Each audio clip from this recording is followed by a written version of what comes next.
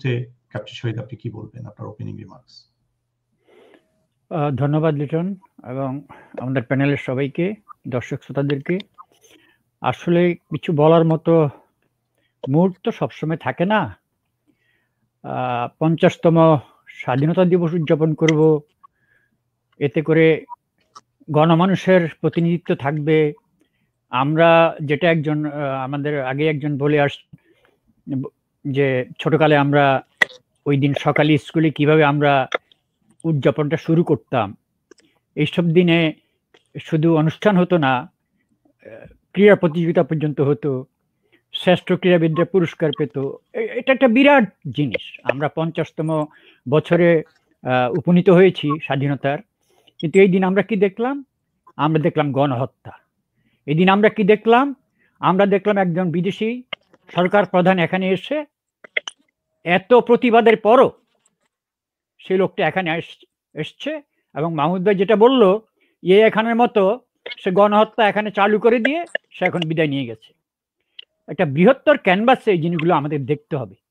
ভারতের এই বাড়াবাড়ি এবং হাসিনা প্রশাসনের ভারতের তাবেদারি, এই দুটো জিনিসের যে মেলবন্ধন এবং এটা যে বাংলাদেশকে ধ্বংস করে দিচ্ছে, সেই জিনিসটা আমরা গত 12 বছর ধরে উচ্চ কণ্ঠে বলেছি, শত শত লেখা লিখেছি, অনেকভাবে এগুলো প্রকাশ করার চেষ্টা করেছি।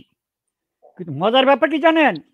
যখন গণহত্যা চলছে সেই মুহূর্তেও বাংলাদেশ মিডিয়া একটা প্রোগ্রাম 5 বার করে দেখাচ্ছে বাংলাদেশের টেলিভিশনে, এবং তারাই আবার এই সরকার পরিবর্তনের পরে এই টেলিভিশনের মালিক থাকবে, এই এই গণমাধ্যমের মালিক থাকবে, তাদেরকে সহ্য করতে হবে। মাহমুদ ভাই যেটা বললো, আজকে রক্ত দিচ্ছে মাদ্রাসার ছাত্ররা, অথচ তথাকথিত উচ্চ মধ্যবিত্ত তাদের কোন রক্তদান নেই। যখন ক্যাবিনেট গঠন হবে তারাই যাবে, এমপির নির্বাচনে তারাই যাবে, তারাই আবার শোষণ করবে, তারাই আবার ছড়ি ঘুরাবে। আমি যখন বৃহত্তর ক্যানভাসে জিনিসটা দেখতে চাই, আমি এই বাংলাদেশের পরিবর্তন চাই।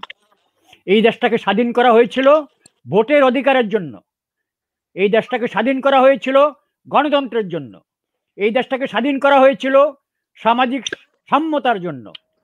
যতগুলো জিনিস এই দেশটা স্বাধীন করা হয়েছিল মানবাধিকারের জন্য, যতগুলো জিনিস আমাদের প্রত্যাশিত ছিল, তার কোনোটাই আমরা পাইনি। প্রতিদিন আমাদেরকে শৃঙ্খলিত করা হচ্ছে।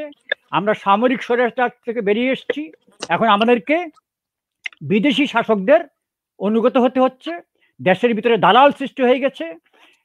এই যে রক্তাক্ত বাংলাদেশ হত্যাকাণ্ড যারা চালাচ্ছে, তাদের ভিতরে রয়ের এজেন্টটা শুধু ভারতের সরাসরি অংশগ্রহণ আছে বলেও আমরা জানি, কিন্তু বাংলাদেশের গোয়েন্দা সংস্থা সেটা বের করবে না। গোয়েন্দা সংস্থা বিক্রি হয়ে গেছে, সশস্ত্র বাহিনী বিক্রি হয়ে গেছে।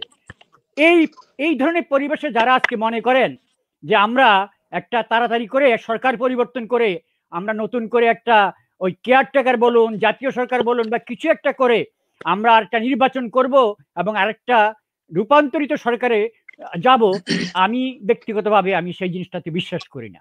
আমি মনে করি একটা স্ট্রাকচারাল চেঞ্জ আনতে হবে সমাজে। বাংলাদেশ একটা বিপ্লব শুরু হয়ে গেছে, এই বিপ্লবটাকে সামনে নিয়ে যেতে হবে।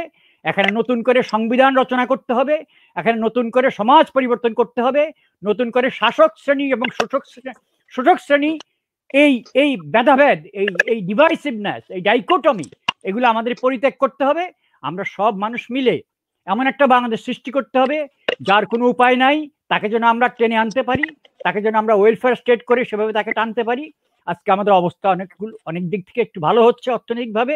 আমরা সেই অর্থনৈতিক অর্জনটাকে আমরা যেন সমভাবে বা সমান্তরালভাবে বন্টন করে এই শোষিত বঞ্চিত মানুষগুলোকে যেন আমরা তাদেরকে বাঁচার একটা উপায় করে দিতে পারি।